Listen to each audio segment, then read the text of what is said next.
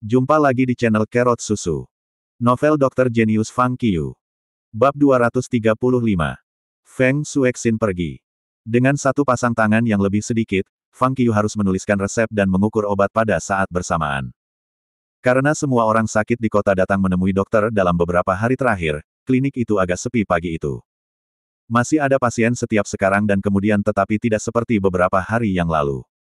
Pada awalnya, Fang Qiu tidak dapat menemukan obat. Kemudian, dia menjadi lebih cepat dan lebih cepat, mencapai segalanya dengan mudah. Penampilan setiap obat meninggalkan kesan jelas di kepalanya. 2 jam berlalu. Mereka menyelesaikan semua pasien untuk pagi hari. Akhirnya, keduanya jarang istirahat. Melihat keluar, Su Miaolin tampak bingung dan bertanya, apa yang membuat Xiao Feng begitu lama? Dia pergi jam 8 dan sekarang jam 10. Bukankah 2 jam sudah cukup untuk pengakuan cintanya? Aku yakin dia mendapatkannya kali ini. Fang Qiu tertawa, kalau tidak, dia pasti sudah lama kembali. Sekarang sudah siap dan dia akan mengajaknya makan dan mungkin berbelanja bersama untuk memupuk hubungan mereka.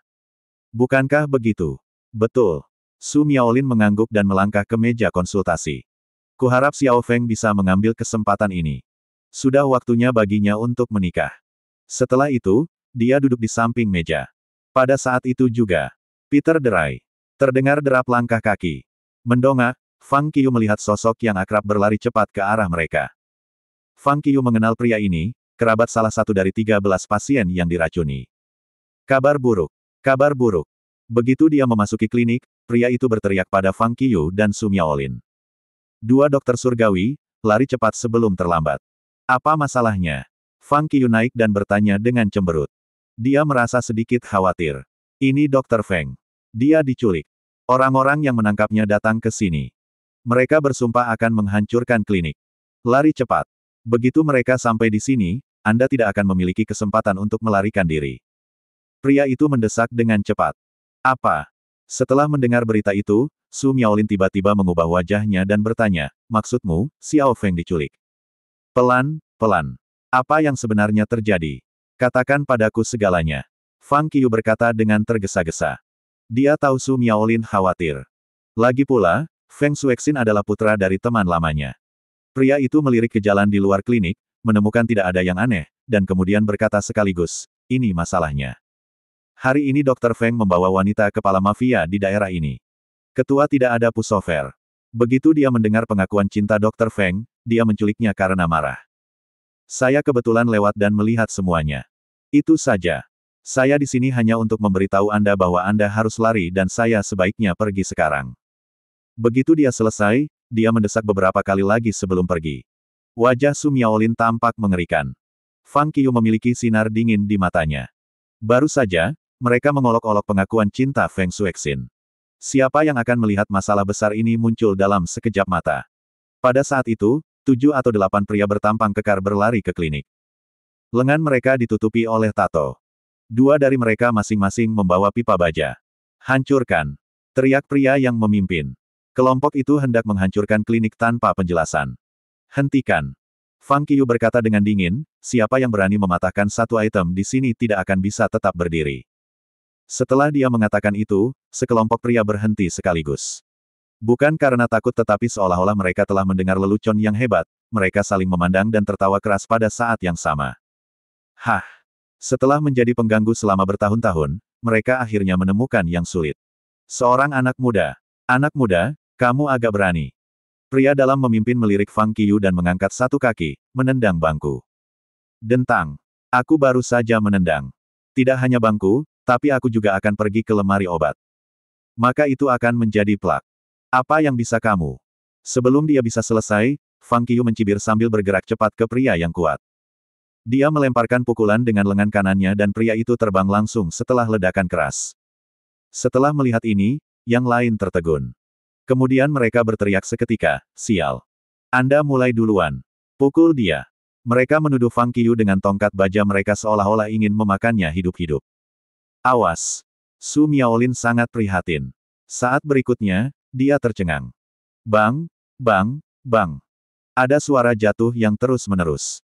Dalam beberapa detik, mereka semua jatuh ke tanah oleh Fang Qiu. Pengganggu biasa vs seniman bela diri guru. Mereka mencari mati. Kelompok 7 atau 8 jatuh ke tanah, berjuang, mengerang, tidak bisa bangun. Ini. Su Miaolin menatap orang-orang di tanah dengan kaget. Dia tidak berharap Fang Qiyu yang tampak sopan begitu sengit. Dia sendirian melawan geng 7 atau 8 dan menang dengan mudah. Meskipun terkejut, dia tidak punya waktu untuk berpikir. Penyelamatan adalah prioritas mereka. Dia berkata kepada Fang Qiyu, saya akan memanggil teman lama saya. Dia punya kekuatan di sini. Mari kita lihat apakah dia bisa menyelesaikan sesuatu dan membebaskan Xiao Feng. Dia memutar nomor setelah itu. Pada akhirnya, teman itu kaget dengan masalah itu.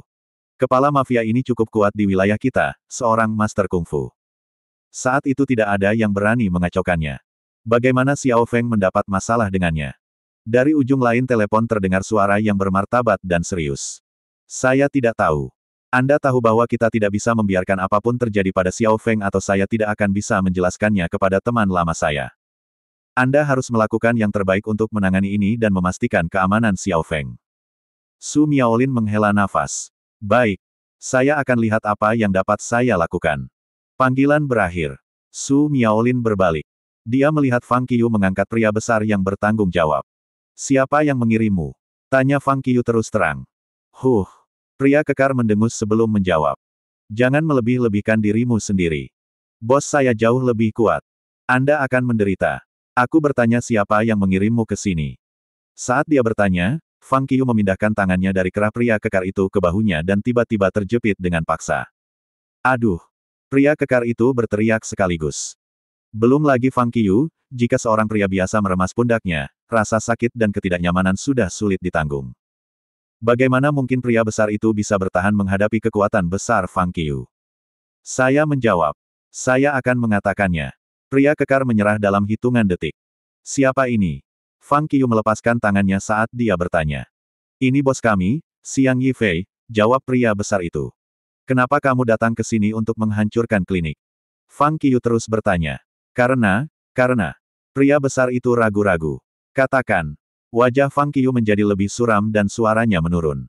Mendengar itu, pria kekar itu ketakutan. Dia menjawab dengan cepat, bos kami melihat seorang guru TK kemarin.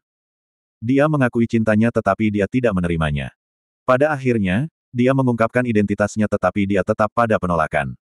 Kami ingin menahannya, tetapi bos kami memutuskan untuk merayunya secara romantis. Dia mengirim beberapa pelayan untuk mengumpulkan informasi tentang wanita itu dan mereka melaporkan hari ini bahwa seorang pemuda pergi kepadanya dengan bunga dan gitar. Dia diterima setelah lagu cinta. Bos kami kesal dengan berita itu, merasa wanita itu direnggut. Dia mengirim orang-orang kami untuk menculik pemuda itu. Kemudian, kami mengetahui bahwa namanya adalah Feng Xuexin dan klinik ini adalah miliknya. Bos kami masih sangat marah sehingga ia mengirim kami untuk memukulnya. Saat dia mengatakan semua ini, dia menatap Fang Qiyu dengan wajah pahit dan berkata, tapi tanpa diduga, kami menemukanmu di sini. Jika kita tahu di sini adalah master, kita tidak akan punya nyali untuk bermain-main di sini. Sampai saat itu, Fang Qiyu akhirnya menemukan seluk-beluk masalah ini. Xiao Xin tidak mengambil pacar seseorang. Itu benar-benar kecelakaan. Apa yang kamu lakukan padanya setelah penculikan itu? Tanya Su Miaolin buru-buru. Saya tidak punya ide. Pria besar itu menggelengkan kepalanya ketika dia melanjutkan, namun, siapapun yang mengganggu bos kita setidaknya akan mendapatkan beberapa tendangan dan pukulan. Mungkin semacam cacat fisik. Suaranya menjadi semakin rendah. Ekspresi Fang Qiyu menjadi suram ketika dia bertanya, di mana dia sekarang? Aku tidak tahu. Pria besar itu menggelengkan kepalanya. Fang Qiyu mengangkat alisnya dan mengerahkan kekuatan sekaligus. Aduh, Pria besar itu berteriak kesakitan, wajahnya memerah dan air mata mengalir. Aku tidak tahu bahkan jika kamu membunuhku dengan rasa sakit. Saya benar-benar tidak tahu. Tangisan kesakitan datang dari mulut pria besar itu. Sepertinya dia benar-benar tidak tahu. Fang Qiyu melonggarkan cengkeramannya. Pada titik ini, pria besar ini akan memberitahunya segalanya jika dia menyadarinya. Dia benar-benar tidak tahu. Lakukan panggilan telepon dan tanyakan. Cari tahu di mana dia berada atau aku akan memastikan rasa sakitnya tetap bersamamu selama setahun penuh. Kata Fang Qiyu dengan dingin. Mendengar itu, pria besar itu tidak berani menunda. Dia mengeluarkan ponselnya dan segera menelepon. Dia bertanya sekitar tetapi tidak ada yang tahu jawabannya. Dihadapi oleh mata pembunuh Fang Qiyu, pria besar itu hampir menangis. Saudaraku, Aku benar-benar tidak tahu. Maafkan saya. Tanyakan lebih banyak. Suara Fang Qiyu tidak memiliki jejak emosi. Saat itu, ponsel Su Miaolin berdering. Hello, bagaimana hasilnya? Su Miaolin menjawab sekaligus mengetahui itu dari teman lamanya. Tidak mungkin. Saya telah melakukan yang terbaik, hampir menjadi jelek. Namun, Xiang Yifei ini menolak untuk membebaskannya tidak peduli apa yang saya katakan. Dia menuntut tebusan 1 juta dan janji untuk meninggalkan kota untuk selamanya. Suara dari ujung telepon terdengar tidak berdaya. Apa? Su Miaolin sangat marah dengan berita itu. Dia tidak hidup di dunia tanpa hukum. Saya akan menelepon polisi jika tidak ada cara lain. Jangan. Pria di ujung sana memveto sekaligus. Xiang Yifei ini terkenal karena kekejamannya. Begitu polisi terlibat, saya tidak tahu apa yang akan dia lakukan. Bahkan jika dia tidak membunuh Sandera, bagaimana jika dia melumpuhkannya? Saya telah menenangkannya. Kita harus berusaha mengakhirinya. Jangan membuat lebih banyak masalah. Su Miaolin terdiam. Setelah jeda yang lama, ia mengepalkan giginya dan berkata, aku akan membayar tebusan. Beritahu Xiang Yifei untuk tidak menyakiti Xiao Feng. Aku akan menelan pelanggaran untuk saat ini. Menyelamatkan Xiao Feng lebih penting. Aku akan memastikan keselamatan Xiao Feng. Suara dari ujung telepon terdengar tidak berdaya. Tentukan waktu bagiku untuk membayar uang tebusan dan membebaskan Xiao Feng. Tanya Su Miaolin. Tunggu panggilanku. Kemudian pria di ujung sana menutup telepon. Setelah beberapa saat, ponsel Su Miaolin berdering lagi. Halo. Su Miaolin segera mengambilnya. Xiang Yifei meminta 1 juta atau klinik keluarga Feng sebelum jam 8 malam hari ini. Pada saat ini, pria di ujung sana ragu-ragu sejenak sebelum menambahkan, saya khawatir Xiang Yifei ini tertarik dengan klinik untuk lokasi yang sempurna. Bagaimanapun, kecelakaan ini mungkin bukan kecelakaan. Baik. 8 malam ini. Su Miaolin menjawab. Lokasi belum diatur. Begitu dia memberitahu saya akan segera menghubungi Anda. Dia menutup telepon. Minta mereka untuk tersesat. Su Miaolin menunjuk ke kelompok 7 atau 8 pria besar dan berteriak dengan wajah gelap. Mendengar itu, Fang Qiyu bergerak dengan cepat. Alih-alih mengikuti perintah Su Miaolin untuk mengusir orang-orang ini, ia dengan cepat memukul mereka masing-masing di belakang kepala mereka dan menjatuhkan mereka semua. Terima kasih masih bersama channel Carrot Susu. Bab 236. Apa yang kamu lakukan? Su Miaolin bertanya. Fang Qiyu sangat terkejut ketika dia melirik 7 atau 8 pria kuat yang jatuh di tanah. Kalau-kalau mereka membiarkan kucing keluar dari tas. Fang Qiyu menggelengkan kepalanya dan kemudian lurus ke depan untuk menutup pintu klinik. Alasan mengapa dia menjatuhkan mereka adalah karena dia takut orang-orang ini akan kembali dan memberitahu Xiang Yifei bahwa ada seorang ahli di sini. Lagi pula, Xiang Yifei juga tahu kungfu. Begitu dia tahu bahwa ada orang yang luar biasa di sini, Xiang Yifei, yang terkenal jahat, mungkin melakukan sesuatu yang buruk pada Feng Shuexin. Selanjutnya, Su Miaolin telah memutuskan untuk membawa uang malam ini untuk menukar Feng Shuexin. Jika berita itu diungkapkan, transaksi pasti akan berubah tiba-tiba, yang mungkin membuat Feng Shuexin tidak aman, jadi dia harus membuat mereka tetap di sini. Su Miaolin tidak bodoh. Dia tahu bahwa berita yang disebutkan Fang Qiyu adalah dirinya sendiri. Lagi pula, kungfu Fang Qiyu tidak lemah. Bahkan 7 hingga 8 pria kuat tidak bisa mengalahkannya. Jika Xiang Yifei tahu ini, mungkin itu benar-benar akan menyebabkan masalah yang tidak perlu. Meskipun mengerti, Su Miaolin masih khawatir. Jangan khawatir, Fang Qiyu menenangkannya dengan mengatakan, orang-orang ini tidak akan bangun hari ini. Aduh, Su Miaolin menatap Fang Qiyu dalam-dalam dan berkata, saya menemukan bahwa saya tidak dapat melihat melalui Anda semakin banyak. Aku akan ikut campur. Setelah itu, Su Miaolin keluar. Tidak perlu. Fang Qiyu segera memberi isyarat padanya untuk berhenti.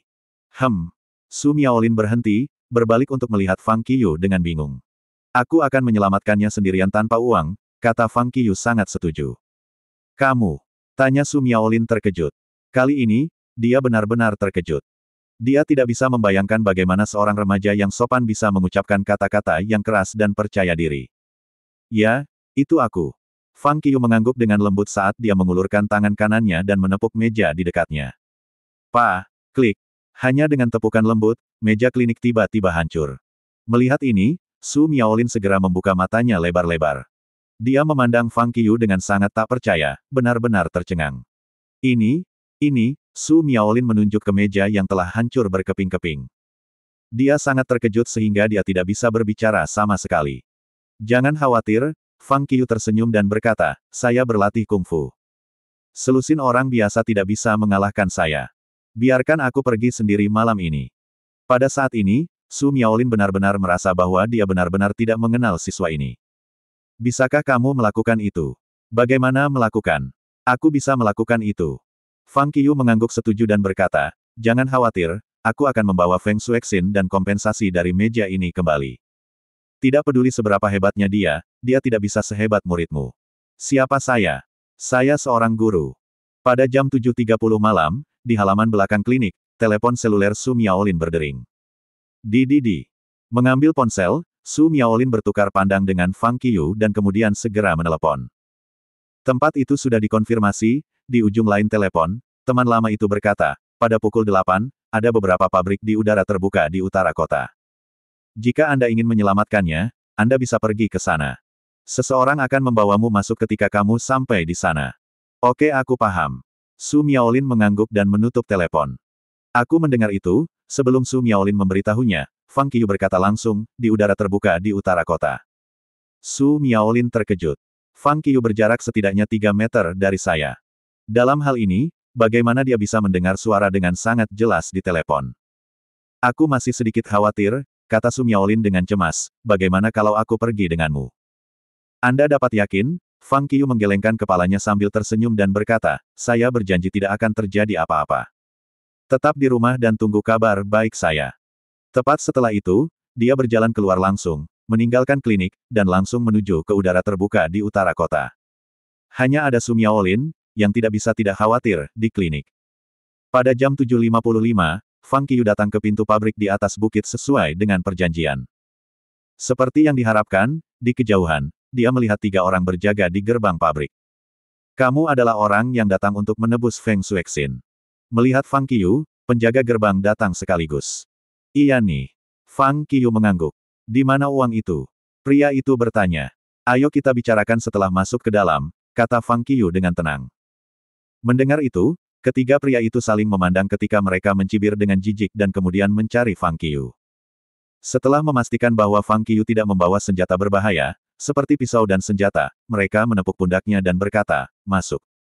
Setelah itu, dikelilingi oleh mereka bertiga, Fang Qiu pergi ke pabrik terbesar. Fang Qiu menemukan bahwa pabrik itu sangat luas dan tampak kosong begitu dia masuk. Pada saat ini, di kedua sisi pabrik berdiri 2 baris orang.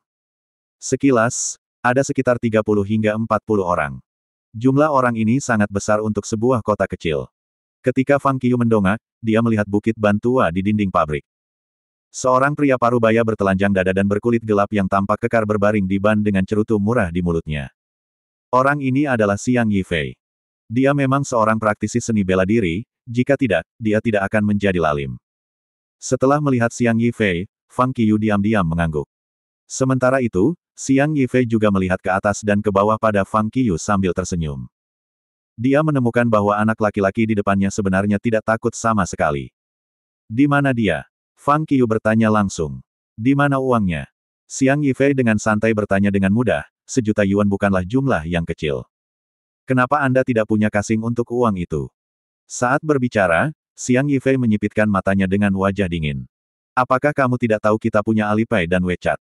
Fang Qiu mencibir dan bertanya sebagai jawaban sambil menggelengkan kepalanya. 1 juta yuan. Xiang Yifei berkata dengan marah, Anda pikir saya petani? Untuk Alipay, ada batas transfer per hari. Apakah saya akan menahan Anda di sini selama 1 tahun atau setengah tahun dan membiarkan Anda makan dan minum minuman saya? Itu tidak buruk untukmu. Apakah tidak ada transfer bank? Kata Fang Qiu. Xiang Yifei terkejut.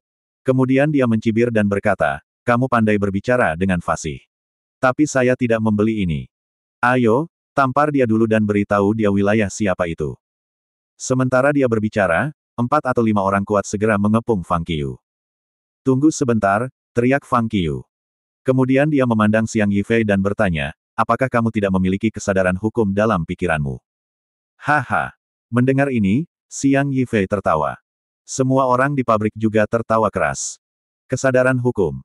Sambil tertawa, Xiang Yifei memandang Fang Qiu dengan jijik dan berkata, saya sudah tahu sejak saya masih kecil bahwa tinju adalah hal yang paling kuat dan hukum hanyalah aturan yang dibuat oleh sekelompok pecundang yang tidak kompeten. Untuk perlindungan diri. Karena kamu mengatakan begitu, aku mengerti. Fang Qiu mengangguk penuh pengertian. Apa yang kamu tunggu? Pukul dia.